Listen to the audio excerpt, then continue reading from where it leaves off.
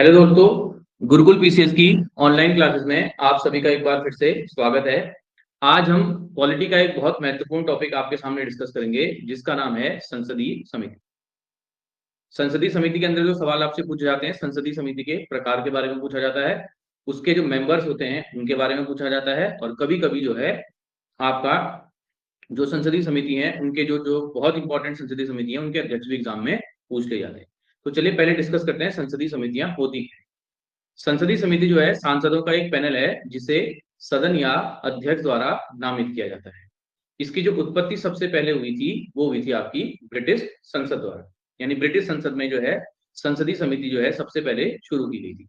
अब ये संसदीय समितियां क्यों इसकी आवश्यकता हमें पड़ी, इसको जान लें कि हमें इसकी आवश्यकता पड़ी। दरअसल दिक्कत यह है कि संसद के पास जो है वो कार्य का बोझ बहुत अधिक है। कार्य का जो दबाव है वो बहुत अधिक है। ठीक है? जिस कारण से बहुत जो महत्वपूर्ण मुद्दे होते हैं, बहुत जो महत्वपूर्ण मुद्दे होते हैं, बहुत जो महत्वपूर्ण मुद्दे होते हैं, उन मुद्दों पर जो है संसद को पर्याप्त चर्चा का समय नहीं मिल पाता है। ठीक है? तो जिस कारण से जो है संसदीय समितियों का गठन किया जाता है। अब ये संसदीय समितियां जो हैं, वो कहाँ से अपने अधिकारों को प्राप्त करती हैं, तो इसके लिए 2 अनुच्छेद इंपॉर्टेंट हैं। ये अनुच्छेद आपके हैं अनुच्छेद 105 और अनुच्छेद 118। जो अनुच्छेद 105 है, अनुच्छेद जो 105 है, ये है संसद सांसदों के विशेषाधिकार से संबंधित, और अनुच्छेद जो 118 है, ये संसदीय प्रक्रिया से संबंधित। तो इन 2 अनुच्छेदों को आप याद करें। ठीक? अब अगर हम इसके इतिहास की बात करें, भारत में ये संसदीय समितियां जो हैं वो कहाँ से शुरू हुई?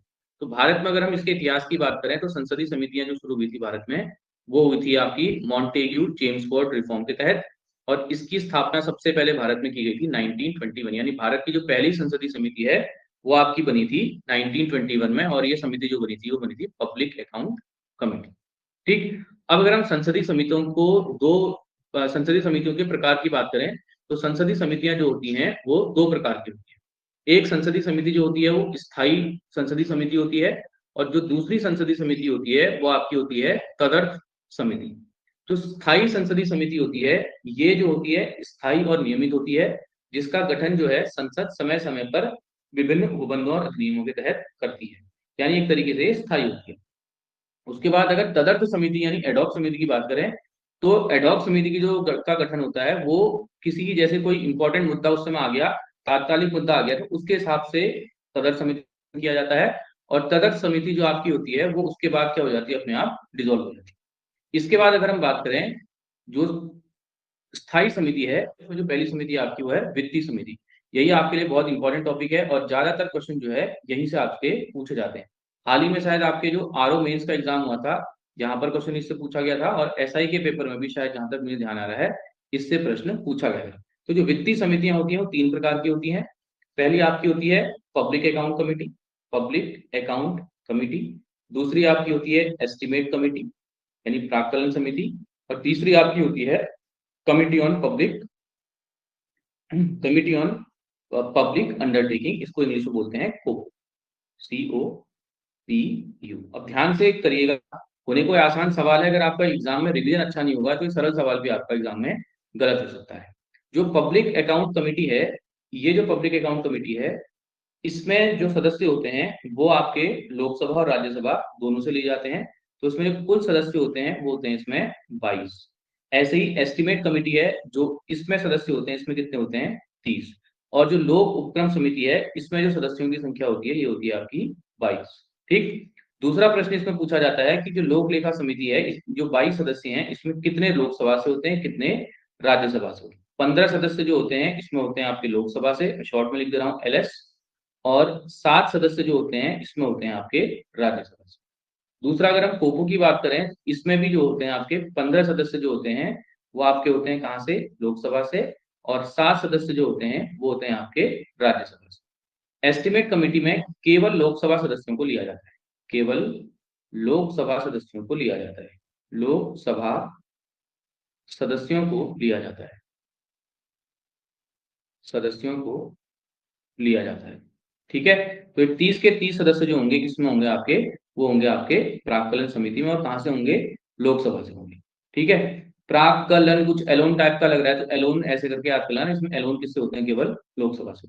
ठीक है। दूसरा अगर हम बात करें, ये जो समितियां आपकी होती हैं इनका जो कार्यकाल होता है, ये आरओ के पेपर में 2021 के पेपर में प्रश्न पूछा गया था। इसका जो आपका कार्यकाल होता है वो होता है आपका, इन तीनों समितियों का कार्यकाल, इसका भी आपका 1 वर्ष होता है, इसका कार्यकाल भी आपका 1 वर्ष होता है, और इसका कार्यकाल भी आपका 1 वर्ष होता है। ठीक हो गया। तो जो लोक लेखा समिति है, इसका जो गठन हुआ था सबसे पहले, इसका जो गठन हुआ था ये आपका हुआ था 1921 में। ये ईयर याद रखिएगा, कई बार एग्जाम में पूछा गया है। उसके बाद अगर हम बात करें प्राक्कलन समिति, इसका जो गठन हुआ ये आपका हुआ था 1950 में। ठीक है। और जो लोक उपक्रम समिति है इसका गठन हुआ था 1963 में। ठीक। जो पहला अध्यक्ष था इसका, जो पहला अध्यक्ष था इसका, यानी लोक लेखा समिति का जो पहला अध्यक्ष था वो आपका था मीनू मौसानी। मीनू मौसानी। ठीक। इसी प्रकार हम बात करें अगर प्रथम अध्यक्ष की, ये जो पहले अध्यक्ष थे ये आपके थे जॉन मथाई। ठीक। और इधर पहले अध्यक्ष की बात करें तो इधर पहले अध्यक्ष आपके थे कृष्णा मेनन। कृष्णा मेनन। ठीक है। फिर से मैं एक बार रिपीट कर दे रहा हूं, जो आपकी पब्लिक अकाउंट कमेटी होती है इसमें टोटल मेंबर होते हैं 22, एस्टिमेट कमेटी होते हैं 30, कोकुम होते हैं 22, इधर और इधर 15 और 7 वाला जो एस्टिमेट कमेटी है इसमें सदस्यों की संख्या कितनी है, 30 है। इसका गठन 1921, इसका गठन 1950, इसका गठन 1963। पहले अध्यक्ष मीनू मौसानी, दूसरे इनके पहले अध्यक्ष जॉन मथाई, और इनके पहले अध्यक्ष कृष्णा मेनन। ठीक है। हाल ही में जो है सरकार के द्वारा जो है पब्लिक अकाउंट कमेटी और एस्टिमेट कमेटी के अध्यक्ष जो हैं वो चुने गए हैं। तो आपको ये होमवर्क आपका है कि आप जो है हमें बताएंगे कि इनके जो दोनों चीजें हैं, इनके वर्तमान अध्यक्ष कौन है, वर्तमान अध्यक्ष, और इनके भी वर्तमान अध्यक्ष, और अपनी कॉपी में उसको नोट कर लेंगे। ये करंट का क्वेश्चन भी इससे बन सकता है। ठीक। अब अगर हम बात करें अन्य स्थायी समितियां कौन कौन सी होती हैं। ठीक। तो अन्य स्थायी समितियां कौन कौन सी होती हैं, एक आपकी होती है लाभ के कर के संबंध में, एक आपकी होती है वेतन और भत्ते के संबंध में, एक आपकी होती है सरकारी आश्वासन के संबंध में, एक आपकी है कार्य मंत्रणा, फिर है विशेषाधिकार, फिर है नियम, फिर है शेड्यूल कास्ट और शेड्यूल ट्राइब से संबंधित, उसके बाद है महिला सशक्तिकरण से संबंधित, और उसके बाद है आपका पुस्तकालय से संबंधित। तो पहला हम बात करें लाभ कर के पद पर जो समिति बनती है, इसमें जो टोटल मेंबर होते हैं कितने होते हैं, 15। ठीक। और वेतन और भत्ते के जो सदस्य होते हैं ये भी कितने होते हैं, 15। इन 15 में से यहाँ पर जो डिवीजन होता है 10 सदस्य इसमें किसके होते हैं, लोकसभा के, और जो 5 सदस्य होते हैं वो होते हैं आपके राज्यसभा के। इसी प्रकार से यहाँ पर भी दलित ग्राम में फिर कंफ्यूजन आपको होगा, 10 सदस्य यहाँ आएंगे आपके लोकसभा से और 5 सदस्य इसमें होंगे राज्यसभा से। ठीक। उसके बाद जो सरकारी आश्वासन समिति है इसमें जो है कुल संख्या होती है आपकी 15 होती है, 15 विशेषाधिकार सदस्यों के सदस्यों की संख्या होती है 15, और नियम संबंधित समिति होती है इसके सदस्यों की संख्या भी होती है आपकी 15। ठीक। उसके बाद अगर हम बात करें शेड्यूल कास्ट और शेड्यूल ट्राइब्स और महिला सशक्तिकरण, इन दोनों की होती है सदस्यों की संख्या 30, और महिला जो सशक्तिकरण है इनके सदस्यों की संख्या भी आपकी होती है 30। इसके जो सदस्य होते हैं इसमें 20 सदस्य लिए जाते हैं लोकसभा से और 10 सदस्य लिए जाते हैं राज्यसभा से, और महिला सशक्तिकरण में 20 सदस्य लिए जाते हैं लोकसभा से और 10 सदस्य लिए जाते हैं राज्यसभा से। अभी मैं बिल्कुल आपको बहुत आसानी से इसको याद करवा दूंगा, बस थोड़ा आप पेशेंस रखिए। उसके बाद है पुस्तकालय समिति। पुस्तकालय समिति में सदस्यों की संख्या होती है 9, और इसमें लिए जाते हैं 6 सदस्य लोकसभा से और 3 सदस्य लिए जाते हैं राज्यसभा से। ध्यान रखना, जितनी भी समितियां हैं उनमें से जो पुस्तकालय समिति है ये जो होती है आपकी सबसे छोटी समिति है,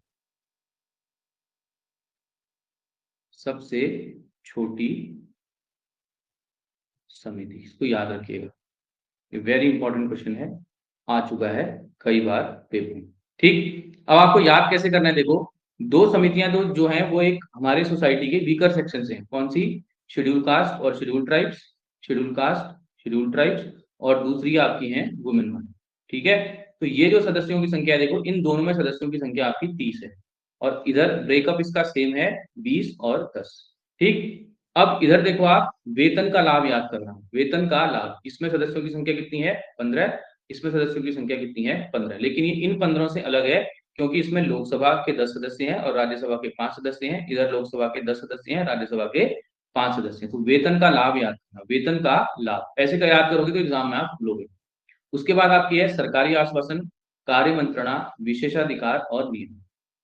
जितने भी सरकारी कर्मचारी होते हैं उनको कुछ विशेषाधिकार दिए गए होते हैं और उनके कार्यों के कुछ नियम होते हैं, ऐसे याद करना। जितने भी सरकारी कर्मचारी होते हैं, सरकारी कर्मचारी होते हैं, उनके कार्यों के कुछ नियम होते हैं और उनको क्या दिए जाते हैं अपने कार्यों के लिए, या उनको क्या मिलते हैं विशेषाधिकार। तो इनके सदस्यों की संख्या कितनी होगी आपकी 15 होगी। ऐसे इसको आप याद करिए। ठीक।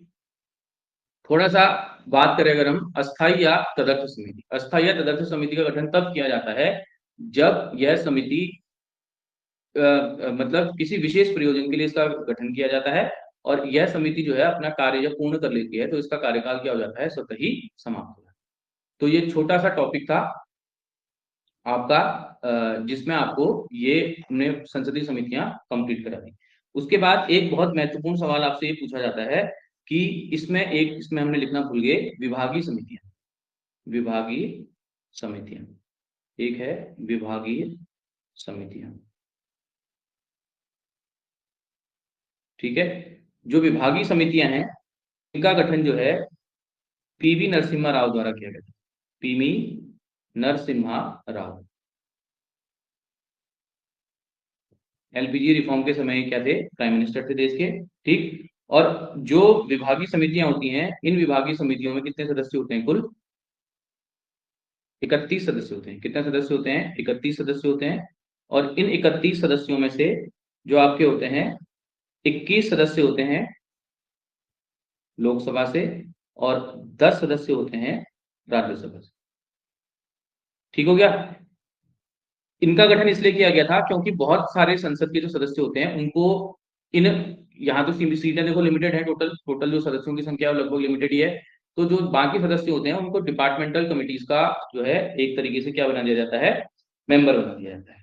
ठीक है। आप इसको याद करिएगा। और उसके बाद जो है एक समिति हमारी ऐसी है जिसका केवल समिति है, केवल एक समिति है, अच्छा प्रश्न है, केवल एक समिति है जिसका उल्लेख